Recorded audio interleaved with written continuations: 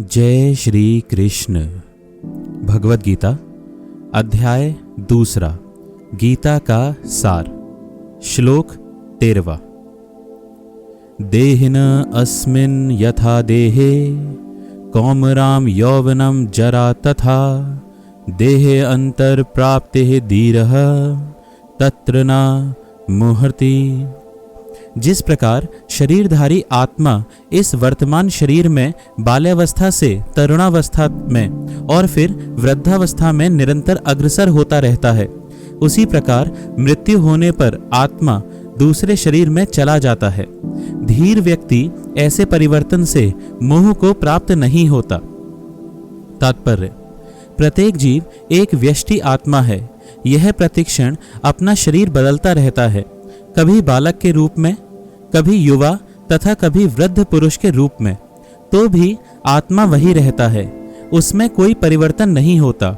यह व्यष्टि आत्मा मृत्यु होने पर अंततोगत्वा एक शरीर बदलकर दूसरे शरीर में देहांतरण कर जाता है, और चूंकि अगले जन्म में इसको शरीर मिलना अवश्यंभावी है, चाहे वह शरीर आध्यात्मिक हो या भौतिक। अतः अर्जुन के लिए ना तो भीष्म ना ही द्रोण के लिए शोक करने का कोई कारण था, अपितु उसे प्रसन्न होना चाहिए कि वे पुराने शरीरों को बदलकर नए शरीर ग्रहण करेंगे और इस तरह वे नई शक्ति प्राप्त करेंगे। ऐसे शरीर परिवर्तन से जीवन में किए कर्म के अनुसार नाना प्रकार के सुखोपभोग या कष्टों का लेखा हो जाता है। चूंकि भीष्म व द्रोण साधु पुरुष थे, इसीलिए अगले जन्म में उन्हें आध्यात्मिक शरीर प्राप्त होंगे, नहीं तो कम से कम उन्हें स्वर्ग के भोग करने के अनुरूप शरीर तो प्राप्त होंगे ही। अतः दोनों ही दशाओं में शोक का कोई कारण नहीं था।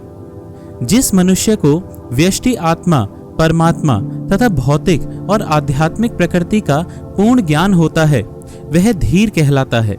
ऐसा मनुष्य कभी भी शरीर परिवर्तन द्वारा ठगा नहीं जाता।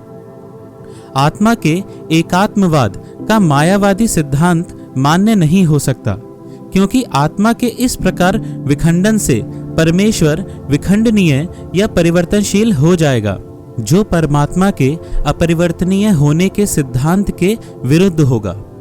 गीता में पुष्टि हुई है कि परमात्मा के खंडों का शाश्वत सनातन अस्तित्व है, जिन्हें शर कहा जाता है, अर्थात उनमें भौतिक प्रकृति में गिरने की प्रवृत्ति होती है।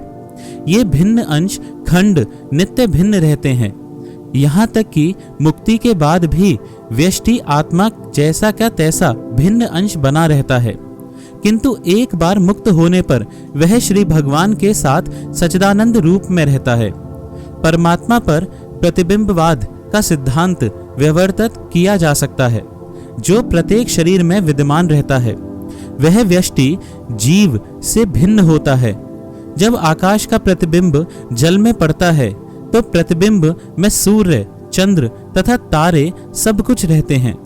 तारों की तुलना जीवों से तथा सूर्य या चंद्र की परमेश्वर से की जा सकती है। व्यष्टि अंश आत्मा को अर्जुन के रूप में और परमात्मा को श्री भगवान के रूप में प्रदर्शित किया जाता है, जैसा कि 4 अध्याय के प्रारंभ में स्पष्ट है। वे एक ही स्तर पर नहीं होते। यदि अर्जुन कृष्ण के समान स्तर पर हो और कृष्ण अर्जुन के श्रेष्ठ स्तर न हो, तो उन्हें उपदेशक तथा उपदिष्ट का संबंध अर्थहीन होगा। यदि ये दोनों माया द्वारा मोहित होते हैं, तो एक को उपदेशक तथा दूसरे को उपदिष्ट होने की कोई आवश्यकता नहीं है।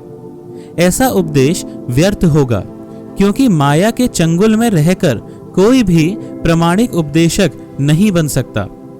ऐसी परिस्थितियों में यह मान लिया जाता है कि भगवान कृष्ण परमेश्वर हैं, जो पद में माया द्वारा विस्मृत अर्जुन रूपी जीव से श्रेष्ठ हैं। जय श्री कृष्ण।